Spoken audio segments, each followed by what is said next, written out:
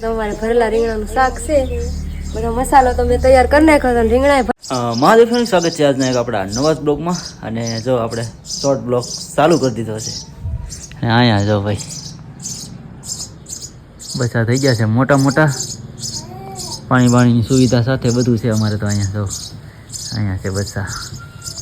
બધાને હર હર મહાદેવ, જય માતાજી. ને આજે તમારે ભરેલા રીંગણાનું શાક છે, બધો મસાલો તમે તૈયાર કરી નાખ્યો તો રીંગણા ભરી નાખ્યા હતા, ત્યાં આવી ગયા. હવે આપણે વઘારવાનું બાકી છે, તો હવે આપણે વઘારવા માટે તૈયાર થઈ જાય. હાલો તો હવે આ તેલ આવી ગયું, રાઈ નાખી દઈએ.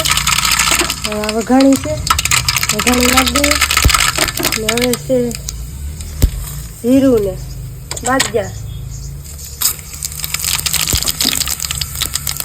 હવે છે ડુંગળી, ટમેટા, લસણ,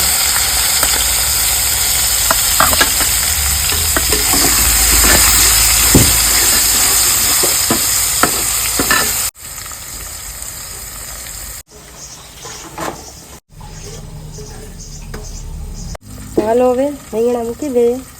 મસાલો થઈ ગયો રેડી, ગ્રેવી રીંગણા કરીને મૂકી દઈએ.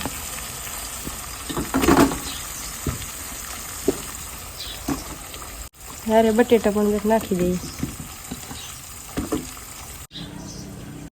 હાલો તો હવે શાક કહાય મૂકી દીધું, વઘાર નાખ્યું હતું, કહાઈ ગયું હે, ધોઈ લઈએ.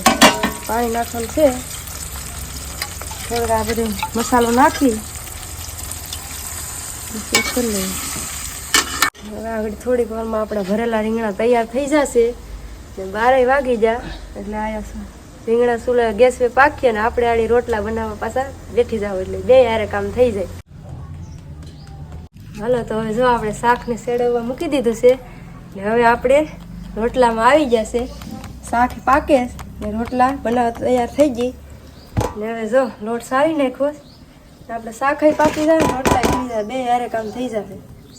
આપણે સુલાના રોટલા જ ફાવે. સુલાનો રોટલો મીઠો થાય એવો ગેસમાં ન થાય મીઠો. લોટ મોહરી રાખીએ.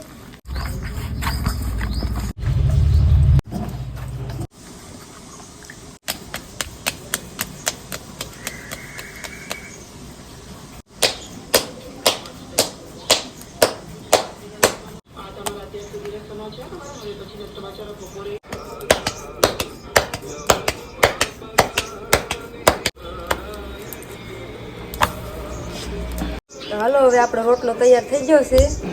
એક રોટલો તૈયાર થઈ ગયો તો શાક પણ પાકી ગયું.